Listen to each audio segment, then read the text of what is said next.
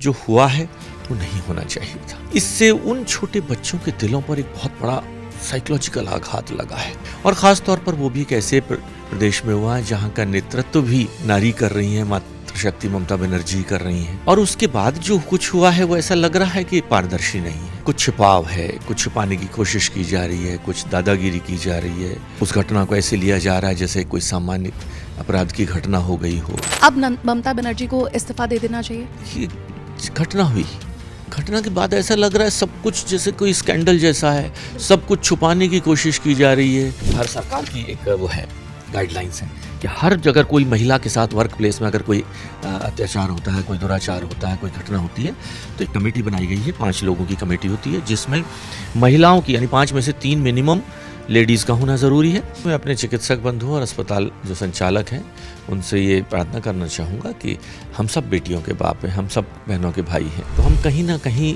इनको बिल्कुल अपनापन एम्पैथाइज कर ये घटना अगर मेरी बेटी के साथ होती तो मुझे कैसा लगता। हमें ये सोचकर प्रिकॉशनरी मेजर्स लेने चाहिए और हम रोल मॉडल बने कि ताकि और भी लोग हमसे ये प्रेरणा लें कि आखिरकार महिला सुरक्षा के लिए इस संस्थान में क्या क्या चीजें होती हैं। नमस्कार, मैं हूं आपके साथ वर्षा राय। कोलकाता में ट्रेनी डॉक्टर के साथ हुई बर्बरता ने पूरे देश को झंझोर कर रख दिया है। ऐसे में बड़ा सवाल उठता है कि ऐसा कौन सा सिस्टम तैयार किया जाए कि अस्पताल में लेडीज मेडिकल स्टाफ की सुरक्षा को ध्यान में रखकर फिर ऐसी वारदात ना हो। इस पर बातचीत करने के लिए मेरे साथ नोएडा से बीजेपी सांसद और कैलाश अस्पताल के संस्थापक डॉक्टर महेश शर्मा मौजूद हैं। Sir, welcome to ABP live. सबसे पहले तो मैं आपसे यही जानना चाहूंगी, इस केस को लेकर आप किसे जिम्मेदार ठहराते हैं? देखिए, ये घटना दर्दनाक है। जिस देश में नारी की पूजा होती हो, पत्नी के रूप में, बेटी के रूप में, माँ के रूप में, दुर्गा के रूप में, शक्ति के रूप में, और निर्भया जैसे कांडों से अगर हमने सीख नहीं ली है, जहाँ देश के प्रधानमंत्री बिल्कुल चिंतित हैं कि आज मेरी नारी सुरक्षा मेरी प्राथमिकता है, जहाँ देश की सीमाओं पर हम लोगों ने फैसला लिया है कि हमारी नारियाँ जाएंगी, मातृशक्ति जाएगी। बड़े से बड़े काम स्पेस में भी आज सुनीता विलियम्स नारी शक्ति का प्रतिनिधित्व कर रही हैं।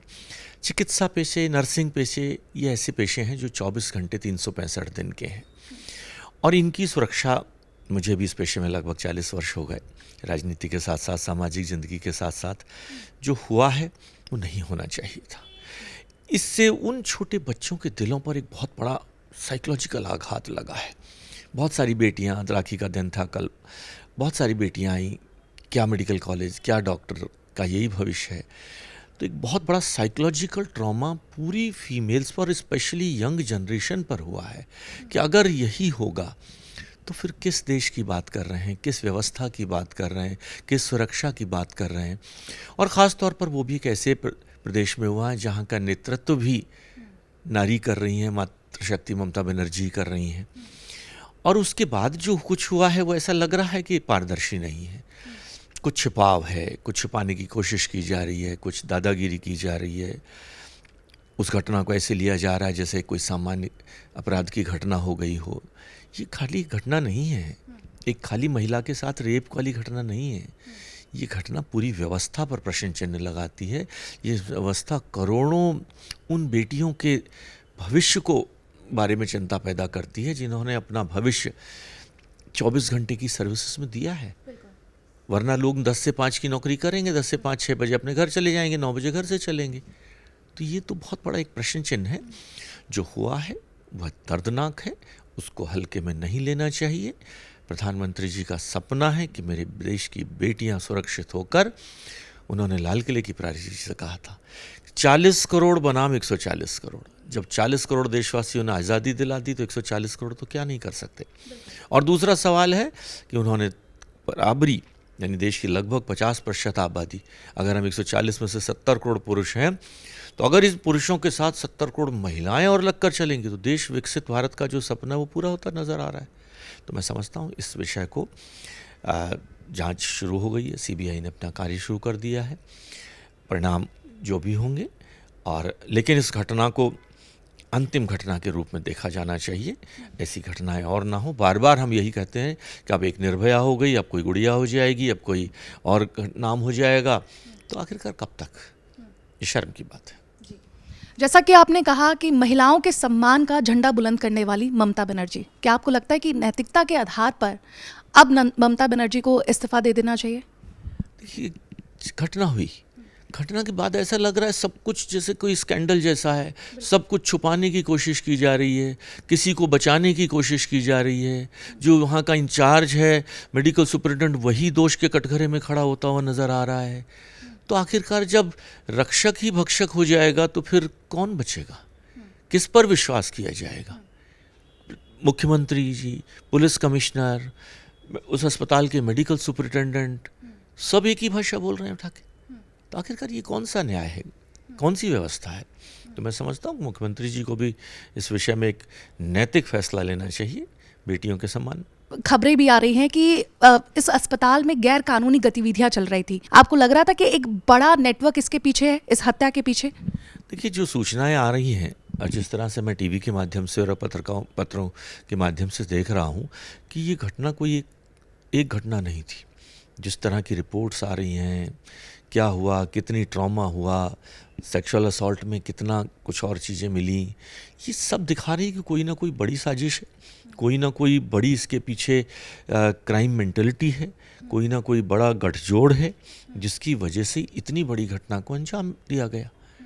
तो ऐसा नहीं कि सिंपल एक रेप हो गया और किसी के साथ रेप हो गया, वो बच्ची जाती तो कोई कहता जी वो रात को शायद हम लोगों से भी पूछा है। हम लोग 36 घंटे की ड्यूटी करते थे और एक ही कमरे के अंदर हम लोग 4 डॉक्टर होते थे, 4 बेड पड़े होते थे, सो जाते थे उठा के। और कब सो जाते थे और हम कब उठ जाते थे हम लोगों को पता ही नहीं होता था। इतनी 36 घंटे की ड्यूटी कंटिन्यूएशन में करते हैं। इंटर्नशिप में ऐसा होता है, कुछ पीजी के दौरान ऐसा होता है, जब कभी जो ऐसी ड्यूटियाँ अस्पतालों में लगती हैं, ये सामान्य हिस्सा है, ऐसा कोई नया नहीं कि ऐसा क्यों हुआ, कब हुआ।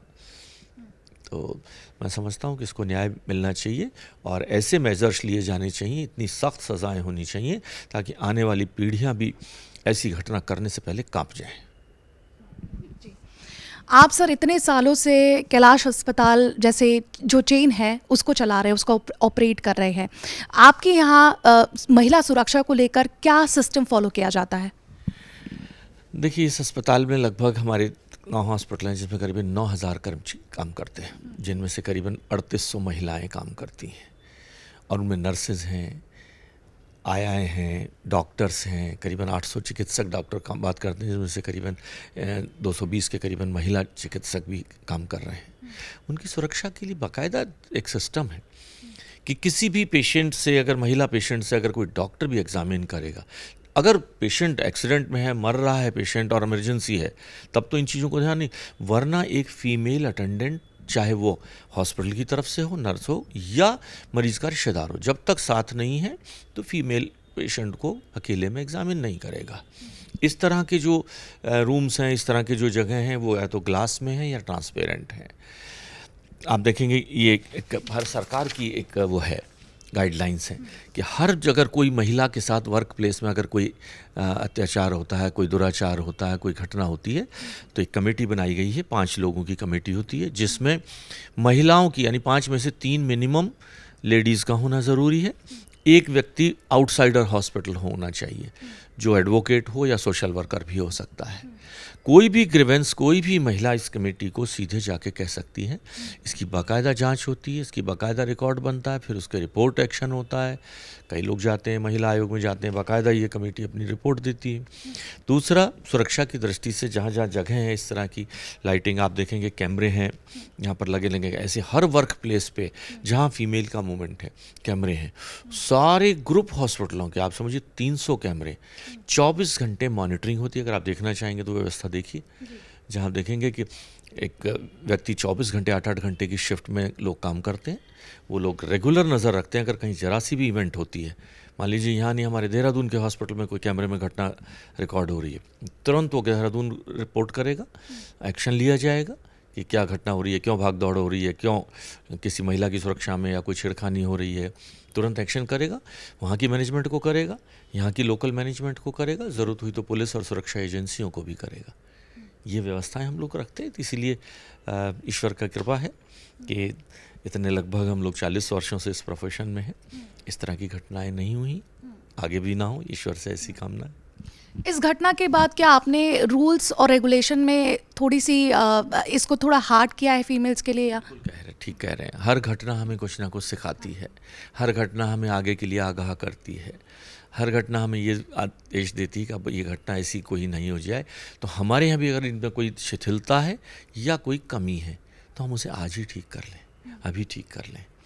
तो इस पर बाकायदा मीटिंग्स हुई, हमारे सारे ग्रुप हॉस्पिटलों में हुई, फिर चेन की मीटिंग हुई उठाकर, फिर जो हमारी टीम के लोग जो वीडियो कैमरास वगैरह पर जो नज़र रखते हैं उनको आगाह किया गया कि भाई तुम्हें किस तरह की चीज़ों पे कोई और एक्टन कहीं एक्स्ट्रा मूवमेंट नज़र आ रहा है, एक जगह पर 10-20 लोग जा रहे हैं, भीड़ है, कहीं कोई अकेली महिला तुम्हें अकेले में कहीं चलती हुई दिखाई कैमरे में दे रही है, तुरंत एक्शन में आइए।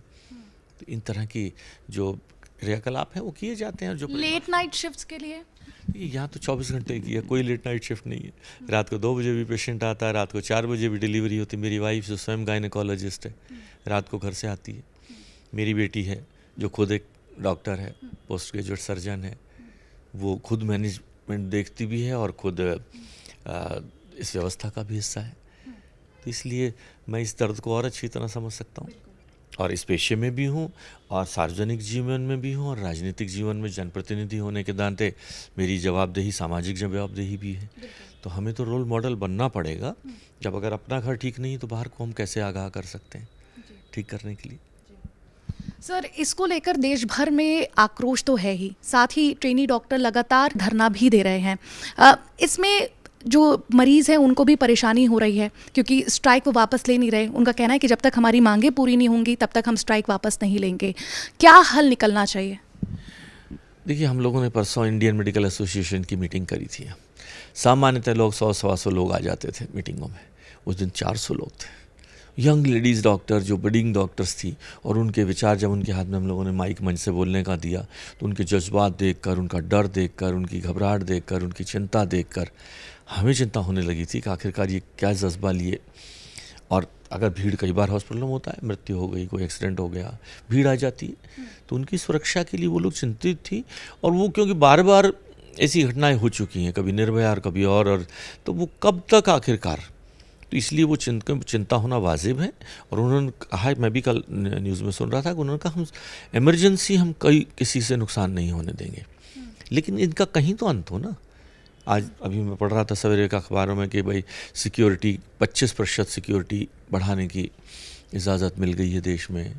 तो वो क्या क्या व्यवस्थाएं हैं सरकार उस में कर रही है, और प्रधानमंत्री जी इस मामले में स्वयं बहुत ही सजग हैं। कि मैं अपने चिकित्सक बंधुओं और अस्पताल जो संचालक हैं उनसे ये प्रार्थना करना चाहूँगा कि हम सब बेटियों के बाप हैं, हम सब बहनों के भाई हैं, तो हम कहीं ना कहीं इनको बिल्कुल अपनापन, एम्पैथाइज कर कर, ये घटना अगर मेरी बेटी के साथ होती तो मुझे कैसा लगता।